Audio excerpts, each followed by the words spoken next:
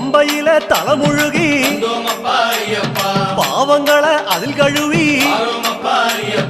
அன்னதான படையலிட்டு அழகழகா தீபமிட்டு சபரிமலை பயணம் தானப்பா எங்க வழித்துணையா வந்து சேரப்பா. சபரிமலை பயணம் தானப்பா சாமி வழித்துணையா வந்து சேரப்பா. கன்னிமூலம் சந்நிதியில் கணபதிய கை தொழுது அண்ணாந்தான் நீலிமலை ஐயாவும் கைப்பிடிச்சு கந்தமலை ஜோதியானவா எங்க காவலாக வந்து சேரப்பா.